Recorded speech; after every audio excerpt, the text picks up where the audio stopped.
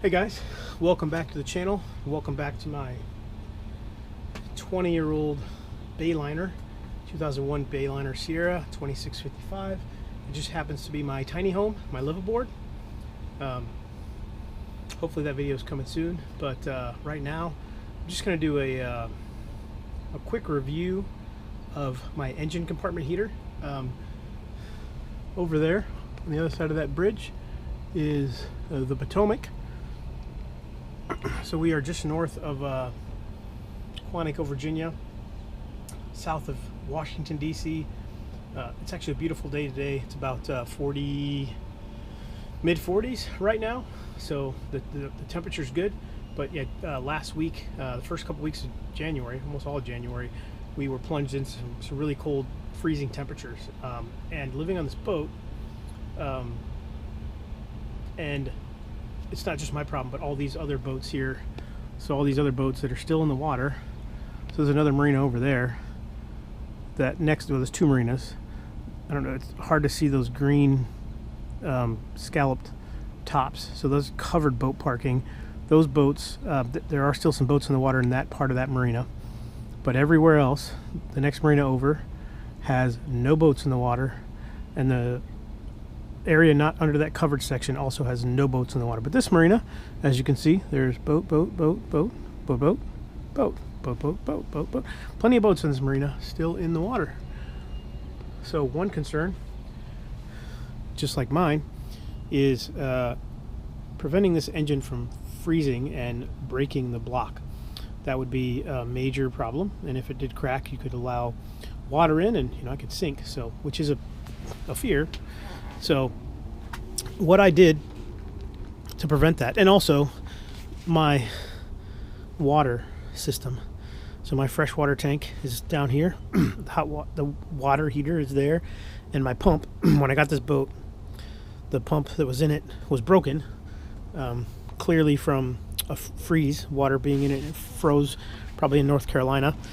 It sat since like 2011, so this boat sat for quite some time. But you can probably see this heater down here. That's not the one I want to talk about. That one's not on. What heater is on is this one right there. So this heater right here, see the control air inlet down there? That heater is currently on. That one is plugged in, but I don't need it. And I'll talk about that here in a second. Here's the box, and this is a Therelmax. So obviously the two you see here, this white one is the one I have. This is the 500 watt version. And the 500 watt version is a good heater. But for this boat, it's not, in this climate, it's not the best heater. So I say that because I probably could have gone with a higher wattage. They have like two other higher wattages. I thought it was going to be enough for this engine compartment, and it's barely enough. So here is the informative part of the review.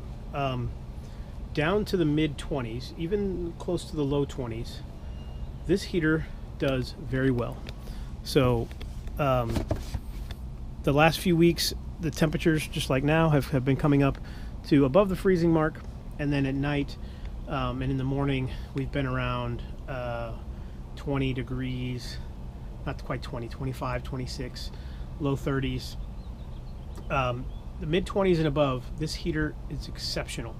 This heater keeps it, by itself, it keeps the engine compartment at about 38 degrees during the coldest points. So the coldest points, it's not any colder than 38 degrees. So that is really good. But when the temperatures drop and are sustained below 20 degrees and the highs are in the mid-20s, it once we got down into the upper teens, this heater by itself dropped to just below freezing. It seemed to be sustaining itself around 31 or 32, but I just didn't trust it. So I put that other radiator style heater, and that's just like a 400 watt tiny little guy that I got from Amazon, that supplemented it amazingly well. So it stayed at that 38 degree mark with that one on like half. So, and I turned this one up just a little bit, probably about, right now it's set at like 43 degrees. And because it's on this upper part, if it would probably be advisable to put it a little lower in the engine compartment, because if you were a little lower, heat rises, and as this heats up this area over here, I think this pocket gets warm. So I think over here is warmer than that. So that white digital thermostat is what I use to measure the temperature, and that's what was telling me how cold it was in here. So that thermometer there is the thermometer that gives me my information. So this here has a built-in thermometer, and it often turned off when that one was still, in the upper 30s. So I think it is warmer up here. So putting it down lower would help, but you can just turn up that thermometer a little bit, the thermostat, and have it kick on a little bit warmer. But it obviously, this blew that way and heated the whole area. So it did a pretty good job. But again, the extremely cold temperatures, which if you're not going to be reaching close to freezing, and you're going to have temps in the teens, that one is just barely not enough. It's pretty close. If you have a smaller engine compartment, you're going to be just fine, but with that one, not quite. And what even with that one, what I did notice, so like I said, until I got down to the teens, I didn't notice, but one of my tells, so this was not a tell, this base for a table, that froze, but underneath it is insulated, so not a big deal. But what's not insulated is this outdoor shower. So this outdoor shower, and I'm not going to open it up because I have foam behind there to insulate it.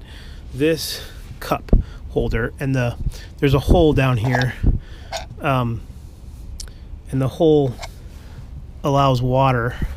It used to be sealed, but somehow it came unsealed. I think it might have been the freezing temps, but that hole down there now is letting water down. But this cup holder, even in 10, 12, 14 degree weather with wind chills around zero, this stayed thawed out. I could put my fingers in here and there was no ice on the top of this water. So with those two,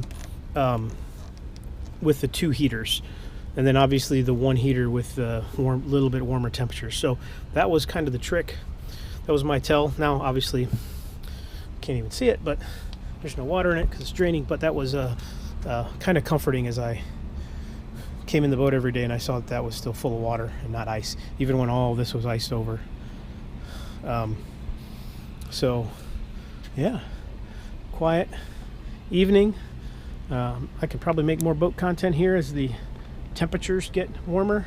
I've got some the pieces, the hand sewn pieces for the top, because like that boat, if I had a cover it'd be nice. And then I've got a couple pieces in here from an older boat of this vintage, this make and model, that is going to fit across the back. So a little bit of work to do, but with the temps coming up, hopefully I've got some time to do that stuff. But yeah, I have had great luck with this Therelmax so far this year.